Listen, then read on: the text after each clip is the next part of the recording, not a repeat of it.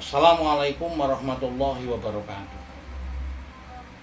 Berbicara tentang politik, kekuasaan, dan kebijakan, ketiganya adalah komponen yang saling terkait dalam pendidikan. Politik menentukan arah kebijakan, kekuasaan digunakan untuk merumuskan dan mengimplementasikannya, dan kebijakan menjadi pedoman untuk mencapai tujuan pendidikan. Politik pendidikan mengatur hubungan antara proses pencapaian tujuan pendidikan dan cara mencapainya, melibatkan negara dan masyarakat untuk membuat keputusan penting di berbagai tingkatan. Kekuasaan yang dimiliki pihak tertentu, itu pemerintah, partai politik, dan lain-lain, sangat mempengaruhi isi kebijakan dan pelaksanaannya, yang kemudian dirumuskan dalam kebijakan pendidikan yang bertujuan untuk memajukan kualitas pendidikan dan mempersiapkan tenaga kerja sesuai kebutuhan ekonomi. Politik dan peran kekuasaan. Politik sebagai penentu arah. Arah pendidikan ditentukan oleh siapa yang memegang kekuasaan. Sistem pendidikan bisa menjadi alat untuk melestarikan kekuasaan atau mencapai tujuan politik tertentu, seperti yang terlihat dalam kampanye pemilu atau program prioritas nasional. Kekuasaan dalam perumusan kebijakan.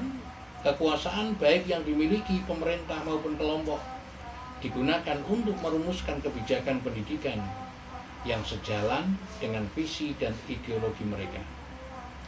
Kekuasaan juga mempengaruhi bagaimana kebijakan tersebut diimplementasikan, baik secara top down dari pusat ke daerah maupun secara bottom up dari masyarakat. Peran kekuasaan dalam implementasi.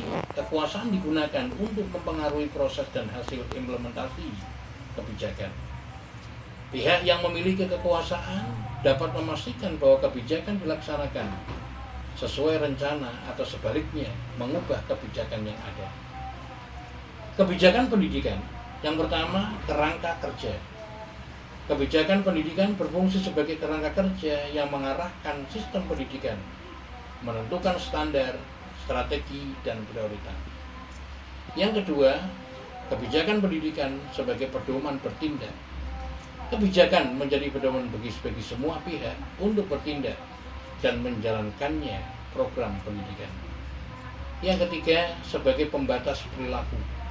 Kebijakan juga berfungsi sebagai pembatas agar setiap tindakan tetap sesuai dengan norma dan tujuan pendidikan yang telah ditetapkan. Kemudian yang keempat, fungsinya sebagai standar. Kebijakan pendidikan juga dapat menjadi standar, spesifikasi, dan model normatif yang harus dipatuhi dalam manajemen pendidikan. Hubungan antara ketiganya. Politik membentuk kebijakan. Politik membentuk kebijakan karena adanya pertimbangan ideologis, tujuan jangka panjang, dan kepentingan politik dalam perumusan kebijakan. Kekuasaan mengimplementasikan kebijakan. Kekuasaan yang dimiliki oleh pemerintah dan lembaga terkait menjadi kunci dalam mengimplementasikan kebijakan pendidikan. Kemudian kebijakan mempengaruhi pendidikan. Kebijakan yang dihasilkan akan mempengaruhi proses belajar mengajar, alokasi sumber daya, lingkungan pendidikan, dan kualitas hasil belajar. Intinya bahwa antara politik, kekuasaan, dan kebijakan adalah komponen yang saling terkait dalam mengubah pendidikan. Demikian, Assalamualaikum warahmatullahi wabarakatuh.